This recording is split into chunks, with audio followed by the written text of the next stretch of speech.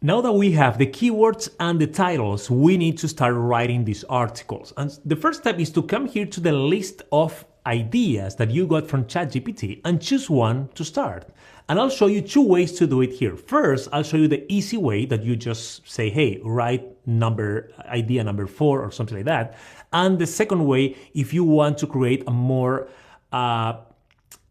customized article, right there on ChatGPT, I'll show you a prompt that I use for some of my articles, okay? So here we are. Let's say that we like this one here, 5 reasons why email marketing is essential for small businesses. Let's say that we like this idea. So we come here and say, I like your suggestion number 1, which is this one. Please write on a complete post, blog post about this optimize for my buyer persona. Again, we always use the buyer persona that ChatGPT knows exactly who she is and what she likes, what are the pain points, what are the dreams and all that. So everything that we do here, guys, as you are noticing, is we're adding on the prompts, optimize this for my buyer persona. Okay, so let's try this. Of course, this is one way to do. You can say, hey, just write number 1 and it will start writing. Or you can just put the title that we just copy here. You see 5 reasons why email marketing is essential for a small business. You can just copy that, paste and say, write about this, and it will work the same way. Okay, so let's see what results we have. So it's start to writing the blog here, and it's optimized for our buyer persona, Zara. Wonderful. And you see here ChatGPT writing this article for us. So this is one way to do it. Let's keep this on screen while the chat is writing. This is one way to do it. If you like this, you can just copy what the result you have. You can paste this on a Google Doc or on a Word document and edit, make sure you have all the elements and make sure all the information is right, is correct, because sometimes the chat can also make mistakes. So it's important for you to come here and make sure that everything looks good for your audience before you publish to the world, right? Also, if you think that this is not enough, let's imagine that you said, okay, this is great information, but it's not enough for my blog post. It's not up to the standard that I usually create my documents, my content here on my blog. That's fine. There is another option that you can use. This is a prompt that I use sometimes, and you see here that you can just copy this and paste. All the prompts are here on the resources area of the course, okay? So you can download the document with all the prompts, and you can just copy and paste here on while you are watching the lessons, okay? So you see here, I want you to act. This is the actual prompt that we will write to the chat. I want you to act as a blogger, and you put your topic here.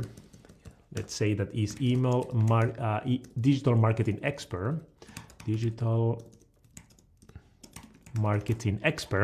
You are writing a blog post for and you put the industry here. Let's say email marketing blog. The topic of the post will be, and you add the topic here. So in this case, the topic is where we are. Here we are. 5 reasons why email marketing is essential for small businesses. So we copy this and we paste here. Excellent.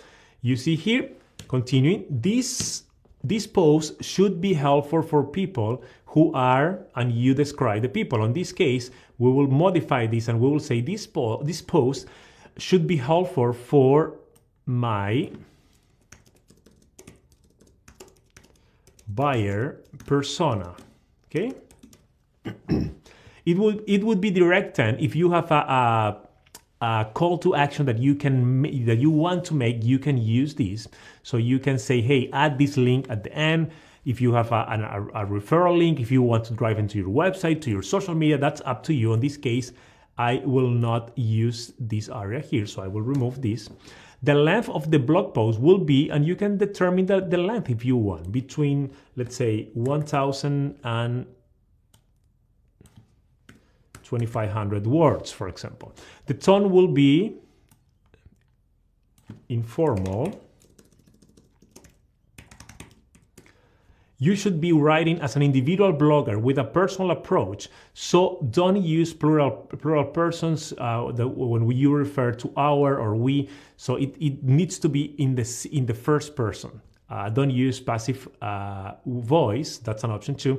And you can also optimize here for the keywords. So you see, I want you to include these keywords. And here, if you want, you can just copy the keywords we discovered here earlier with ChatGPT, or the keywords that we discovered using the Google Keyword Planner. That's up to you. Okay. In this case, to make things easier, I won't add any keywords. And if there are other things that you want to add to the article, for example, okay, or also add information about how you can use free email marketing softwares, for example, or how you can use this or that tool.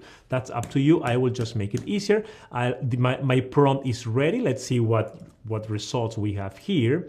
And I just come here on the same chat box. Remember that we created the buyer persona here earlier, and we are requesting this. So it's saying, sure, I'm happy to write this blog post. Fantastic.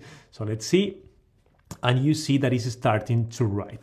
You can compare the two methods, see which one you like best. And you can, of course, copy and optimize this later before you publish. But this is an easy way, guys, to publish great content, and also to create articles that are ready to be published on your website. So you can just copy these articles, put it onto your website, and schedule for later. So you are scheduling all your content in advance, and that's fantastic because by doing that, you are making sure that your audience will always get something new from you. I hope you like this. See you in the next video.